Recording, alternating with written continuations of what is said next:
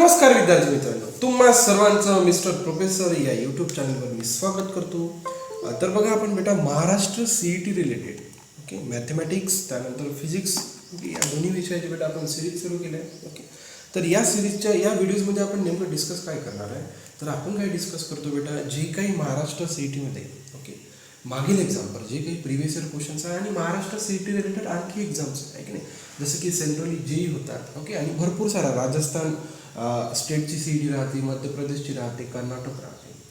तर या वेगवेगळ्या बेटा CETचे क्वेश्चन्स आपण डिस्कस करण्याचा प्रयत्न करू, जेणेकरून बेटा तुमचे कॉन्सेप्ट क्लिअर झाले पाहिजे. ओके, जस्ट मी इथे एक्झाम्पलच तुम्हाला क्लिअर करून नाही देणार, तर त्या एक्झाम्पल मागील जो काही कॉन्सेप्ट पण राहणार, छोटे छोटे कॉन्सेप्ट राहतात. मॅट्रिसेस हा एकदम इंटरेस्टिंग टॉपिक आहे. मॅक्सिमम गोष्टी प्रॉपर्टीजच्या भरोशावर बेटा याच्यात जे काही एक्झाम्पल्स राहतात ते सॉल्व्ह केले जातात. ओके, तर बघा आपण या व्हिडिओमध्ये पण बेटा ओके आपण बिलकुल 2 ते 3 व्हिडिओ म्हणजे 2 पर व्हिडिओ आपण 2 ते 3 एक्झाम्पल्स डिस्कस करण्याचा आपण प्रयत्न करूया. तर बघा पहिला क्वेश्चन बेटा, चला ओके बघा अत्यंत इझी आहे क्वेश्चन. बघा गिवन मॅट्रिक्स A दिलेला आहे, हा मॅट्रिक्स 2x2चा आहे. ठीक आहे, B मॅट्रिक्स पण 2x2चा आहे. ओके, देन बघा महाराष्ट्र CET 2007चा क्वेश्चन आहे. Okay, they are asked to find. बघा त्यांनी बघा आपल्याला 2 मॅट्रिक्स दिले आहे आणि त्यांनी आपल्याला सरळ काय विचारलं बेटा, काय एक्झिस्टन्स आहे. ओके, B इनवर्स एक्झिस्ट आहे, A इनवर्स एक्झिस्ट आहे, A inverse equals to B होते की A inverse does not exist. बघा सर्वप्रथम काय करू बेटा, बघा इनवर्स एक्झिस्ट राहण्यासाठी लक्षात येतं बेटा, इनवर्स एक्झिस्ट राहण्यासाठी त्या मॅट्रिक्सचा डिटर्मिनंट नॉन झिरो पाहिजे. Okay, inverse suppose A inverse किंवा B इनवर्स एक्झिस्ट राहण्यासाठी okay determinant of A should not be equals to 0 and determinant of B should not be equals to 0. Okay, जर determinant A equals to 0 and determinant B equals to जर 0 राहिला तर inverse does not exist. बघा बेटा maximum आत्तापर्यंत बघा मी previous year जे काही क्वेश्चन डिस्कस करतोय इनवर्सवर मी मॅक्सिमम क्वेश्चन्स घेतले, कारण की तुम्ही जर प्रिव्हियस इयर क्वेश्चन जर पेपर बघितले तर मॅक्सिमम मॅट्रिसेसमध्ये इनवर्सवर त्यांनी फोकस केलेला आहे, तेच लक्षात येते. ओके, इवन JEEमध्ये पण तुम्ही क्वेश्चन बघू शकता आणि महाराष्ट्र CETमध्ये पण.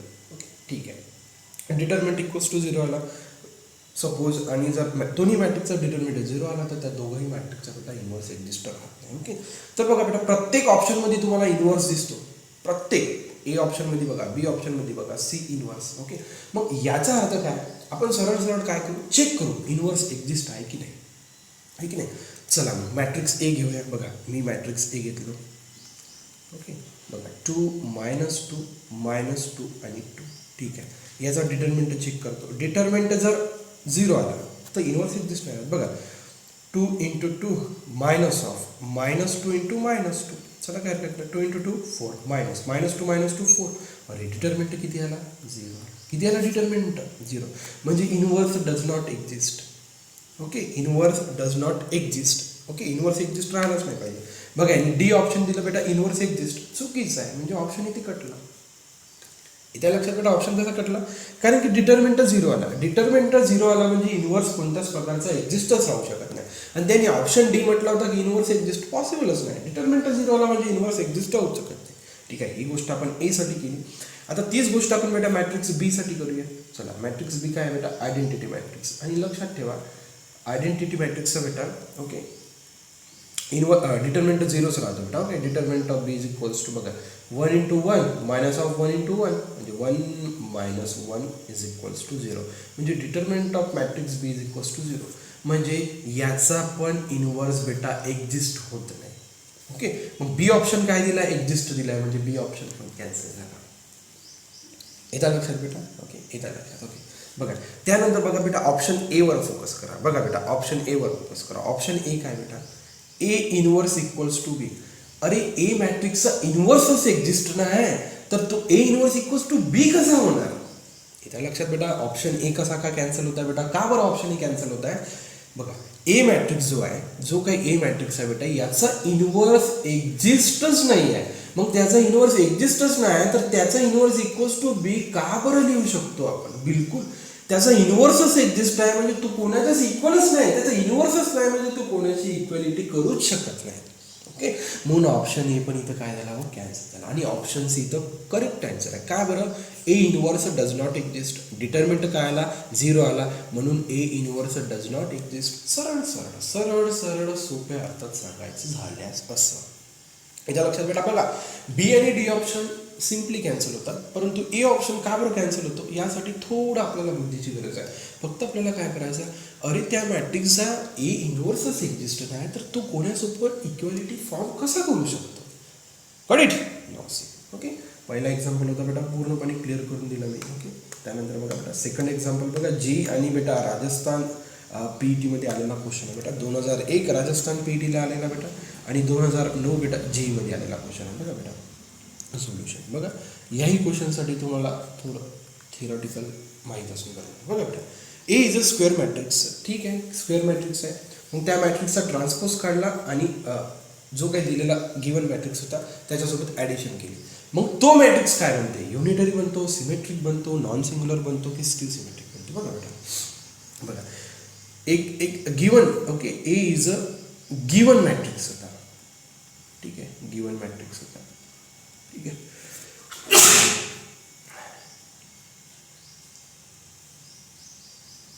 ठीक आहे, ए इज अ गिवन मॅट्रिक्स होता, काही हरकत नाही. मग या गिवन मॅट्रिक्सचा काय केलं बेटा, ट्रान्सपोज काढला. ओके, आणि तो ट्रान्सपोज काय केला रे, गिवन मॅट्रिक्समध्ये ॲड केला. मग त्यांनी विचारायचा आता हा मॅट्रिक्स कोणता राहणार, विच मॅट्रिक्स. बघा बेटा, बघा बेटा, बघा बेटा, आता हा जो काही गिवन मॅट्रिक्स आहे बघा, A plus A transpose. Okay, याचा आपण बेटा ट्रान्सपोज काढण्याचा प्रयत्न करू. बघा, ट्रान्सपोज काढणं म्हणजे काय, याच्या डोक्यावर बेटा टी. ओके, मग बेटा बघा काय म्हणते बेटा, A transpose plus A transpose आणि त्याचा transpose according to the property बेटा. ए ट्रान्सपोजचा ट्रान्सपोज काय ते बेटा परत ए होते. ओके, म्हणजे ए प्लस ए ट्रान्सपोज. ओके, आणि याचा जर ट्रान्सपोज जर काढण्याचा प्रयत्न केला तर आपल्याला हे मिळालं. ओके, आणि सिमेट्रिक मॅट्रिक्सची बेटा बघा, सिमेट्रिक मॅट्रिक्सची बेटा डेफिनेशन काय आहे बघा. सिमेट्रिक मॅट्रिक्सची डेफिनेशन आहे A equals to A transpose. Definition काय बेटा, A equals to A transpose. इथं लक्षात बेटा, म्हणजे बघा बेटा, ही डेफिनेशन सॅटिस्फाईड केली का, बिलकुल सॅटिस्फाईड केली. बघा, ही डेफिनेशन सॅटिस्फाईड केली का, बिलकुल. बघा, हा मॅट्रिक्स होता बेटा. ओके, गिवन मॅट्रिक्स बघा, इथं गिवन मॅट्रिक्स काय आहे बघा, सांगतो. इथं गिवन मॅट्रिक्स काय, इथं ए. इथं आपल्याकडे गिवन मॅट्रिक्स काय, ए प्लस ए ट्रान्सपोज. हा तुमचा गिवन मॅट्रिक्स. ओके, मग या गिवन मॅट्रिक्सचा जर ट्रान्सपोज काढला, या गिवन मॅट्रिक्सचा ट्रान्सपोज काढला आणि तो बेटा त्या गिवन मॅट्रिक्ससोबत इक्वल राहायला पाहिजे. आता या मॅट्रिक्सचा ट्रान्सपोज काढल्यावर मला काय मिळालं बेटा, हे. Okay, equals to A transpose plus A, बिलकुल इक्वल राहणार. अरे ए प्लस ए ट्रान्सपोज करा किंवा ए ट्रान्सपोज प्लस ए करा, दोघी मॅट्रिक्स काय ना सेम येणार ना रे, आहे की नाही. तुम्ही 2 + 3 करा, अदरवाईज 3 + 2 करा बाबा, 5च येणार ना, ठीक आहे. मग तुम्ही बघा, आता जो काही गिवन दिलेला मॅट्रिक्स होता आपल्याला ए प्लस ए ट्रान्सपोज, या ए प्लस ए ट्रान्सपोज मॅट्रिक्सचा आपण काय केलं बेटा, ट्रान्सपोज काढला. ट्रान्सपोज काढल्यावर तुम्हाला काय मिळालं, हे. ओके, आणि मग काय मिळालं तुम्हाला, ए ट्रान्सपोज आणि हे. मग आपल्याला इथून सरळ सरळ लक्षात आलं बघा, फक्त मी प्रॉपर्टी यूज करतो, बाकी काहीच नाही यूज करायचं. बघा, ए प्लस ए ट्रान्सपोज करा किंवा ए ट्रान्सपोज प्लस ए करा, म्हणजे सरळ सरळ हे. गॉट इट, ठीक आहे. असंही नाही समजलं तुम्हाला, बघा मी एक फॉर एक्झाम्पल घेतो. बघा, काही टेन्शन घ्यायचं नाही. बघा, सपोज आपल्याकडे बेटा ए मॅट्रिक्स आहे. बघा, आता ही डेफिनेशन, ही जी प्रॉपर्टी आम्ही यूज केल्या ह्या सॅटिस्फाईड कशा करून बघायचं. बघा, मी सपोज एक 2x2चा मॅट्रिक्स घेतो बेटा, 1 2 3 4, ठीक आहे. 2x2चा मी मॅट्रिक्स घेतला. ओके, आता या मॅट्रिक्सचा काय करतो मी, ट्रान्सपोज काढतो. चला, ट्रान्सपोज म्हणजे काय रे, row column interchange, row column interchange. ठीक आहे, ठीक आहे. गिवन मॅट्रिक्स दिला होता, त्याचा ट्रान्सपोज काढला. आता मी काय करतो, ए plus A transpose, A plus A transpose. बघा किती बेटा, बघा सरळ सरळ बेटा आहे की नाही. या प्लेसला बेटा, या प्लेसलाच ॲड करायचा. 1 + 1 2, 2 + 3 5, 3 + 2 5, 4 + 4 बेटा 8. ठीक आहे, हे झालं बेटा तुमचं ए प्लस ए ट्रान्सपोज. काय झालं बेटा, हे तुमचं ए प्लस ए ट्रान्सपोज. ठीक आहे, ए प्लस ए ट्रान्सपोज. ओके, आणि बघा हे तुमचं झालं बेटा आता. ओके, आणि अकॉर्डिंग टू द डेफिनेशन काय होतं बेटा, अकॉर्डिंग टू द डेफिनेशन काय होतं, आता याचा ट्रान्सपोज काढायचा आता. आहे की नाही. याचं काय करायचं होतं बेटा आपल्याला ट्रान्सपोज. बघा A plus A transpose, A plus A transpose जर आपण काढलं तर आपल्याला काय मिळत होतं बेटा, A transpose plus A, A transpose plus A. Okay, मग ए ट्रान्सपोज तुमच्याकडे किती आहे बेटा, हा आहे ठीक आहे नाही, प्लस ए. मग ए ट्रान्सपोज किती आहे तुमच्याकडे बघा 1 3 2 4. ओके, प्लस ए किती आहे तुमच्याकडे 1 2 3 4. मग यांची जरी तुम्ही ॲडिशन केली बघा 1 + 1 2 3 + 2 5 3 + 2 5 4 + 8 आलं sir. A plus A transpose आहे की नाही, ए आहे की नाही. बघा बघा बघा बघा, टेन्शन घ्यायचं नाही. आपण जोपर्यंत आहे तोपर्यंत तुम्ही कोणत्याच प्रकारचं टेन्शन घ्यायचं नाही. बघा A plus A transpose, A plus A transpose okay is equals to बेटा A transpose plus A, A transpose plus A.